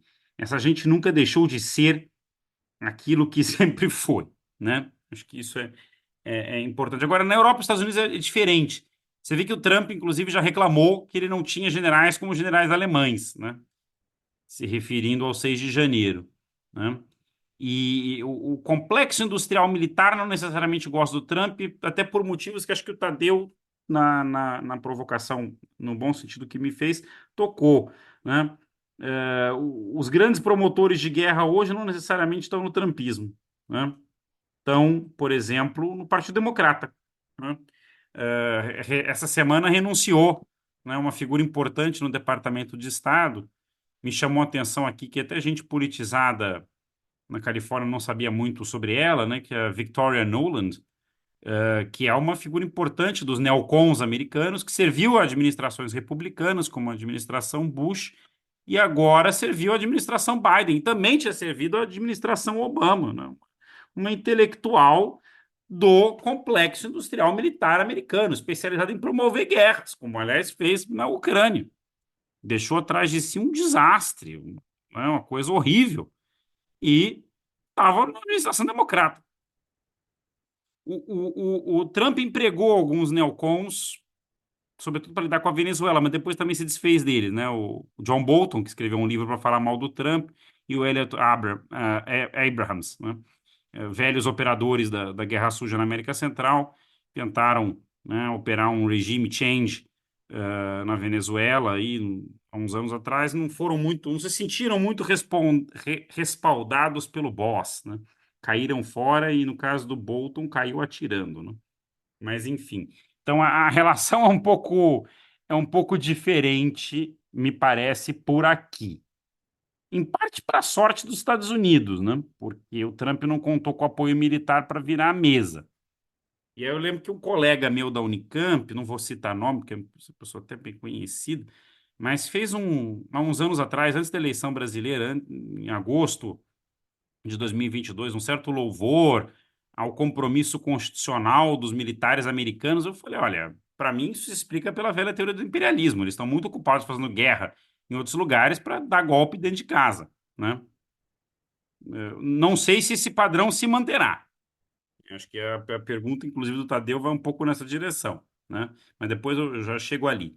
Só duas coisas sobre o que o Granado e o Trevas perguntaram, né?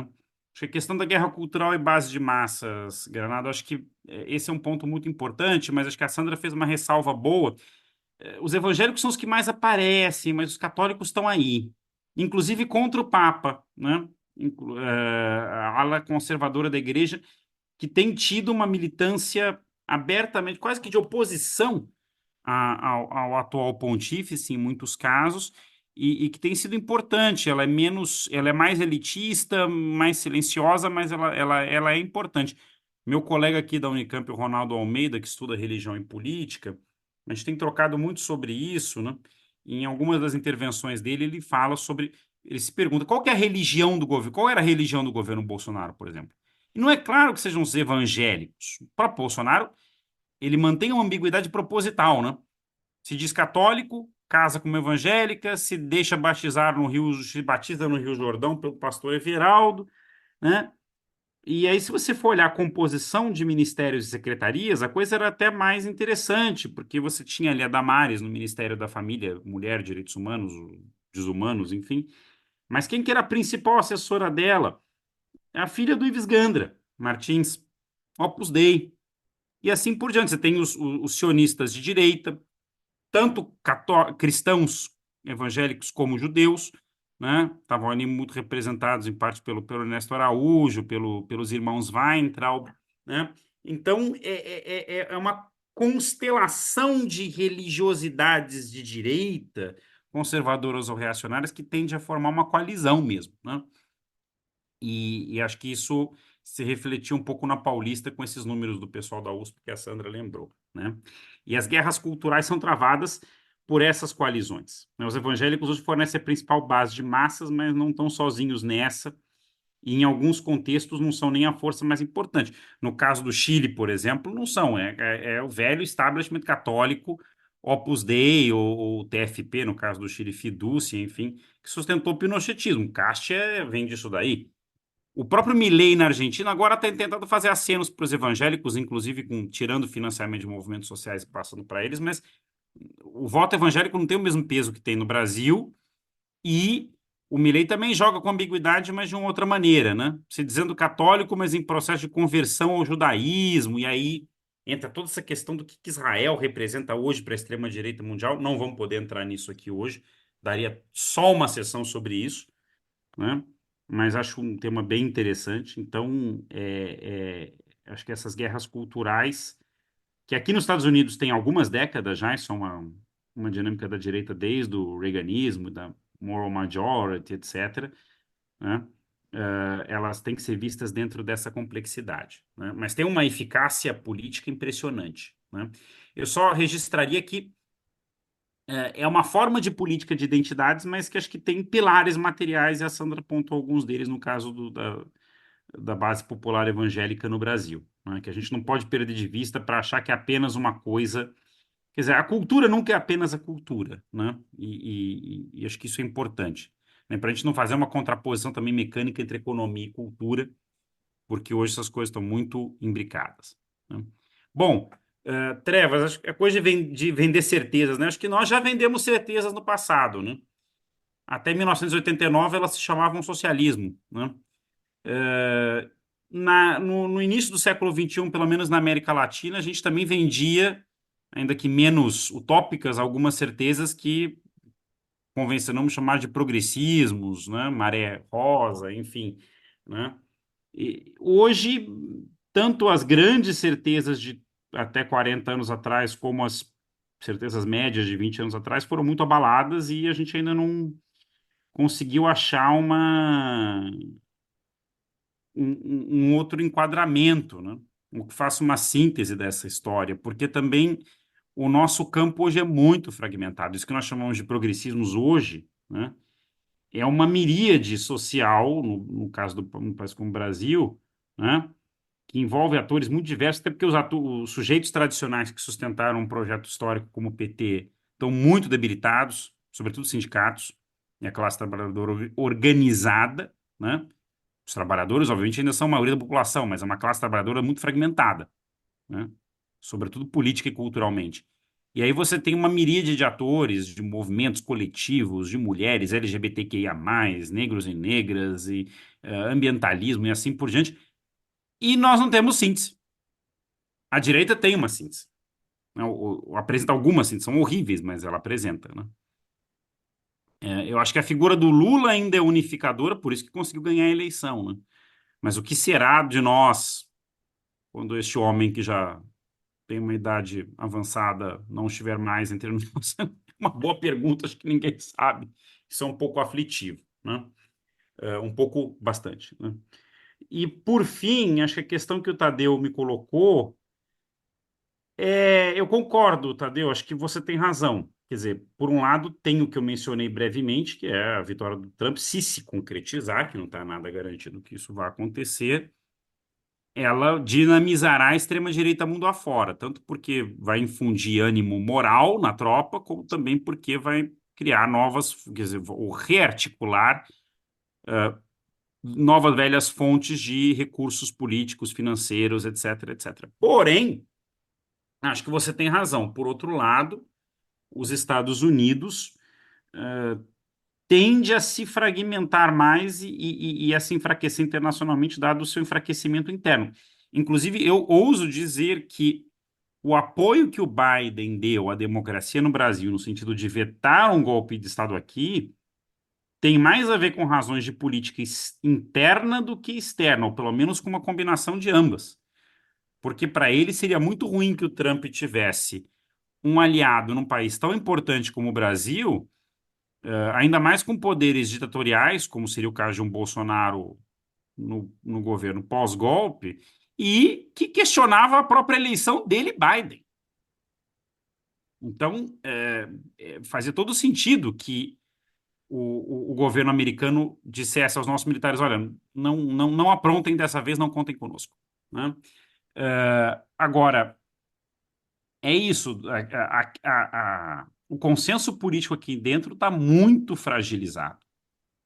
E acho que isso que você apontou no Partido Democrata é real, ou seja, existe uma esquerda hoje no Partido Democrata que não existiu, era muito residual até 20 anos atrás, e você vê, por exemplo, hoje como a campanha... Eu faço muito paralelo, obviamente com todo o problema do anacronismo que esses paralelos trazem, com a situação do Lyndon Johnson em 68.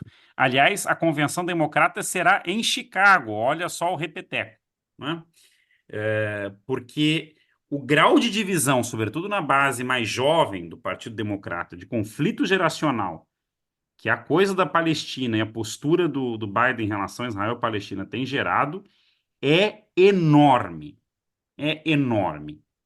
E esse desgaste pode custar a reeleição. A diferença é que, no caso, o Lyndon Johnson está se candidatando, não tirou o carro, né? E a diferença também é que Trump é muito pior do que Nixon, né? Então, enfim, é outro mundo, outro país, e justamente o consenso interno está muito fragilizado aqui. Então, isso cria riscos enormes, mas cria também, talvez, oportunidades se nós tivermos, eu acho que o Lula tem isso, né? Virtude para aproveitar. O problema é que as nossas bases internas também estão fragilizadas, né? As nossas, enfim, o governo é muito dependente de uma frente que claramente não o banca em tudo e o banca cada vez menos, né? Enfim, espero ter respondido as perguntas e desculpa ter me estendido. Mas era difícil responder tudo em pouco tempo. Muito obrigado, André. Muito obrigado mesmo. Eu acho que a sessão de hoje mostrou que ela precisa de repeteco, ela precisa ir um pouco mais longe, né? A gente teve uma atividade há um pouco tempo atrás em que participou o ex-vice-ministro da Defesa da Grécia, falando sobre a direita na Europa e as perspectivas de crescimento da direita na Europa. Ou seja, esse tema da extrema-direita é um tema que a gente vai precisar voltar a ele. Eu quero agradecer muitíssimo, muito mesmo, a Sandra, quero agradecer muitíssimo também ao André e já deixar o convite para que nós nos encontremos novamente na semana que vem. Então, muito boa noite e a gente se vê, então, na próxima segunda-feira.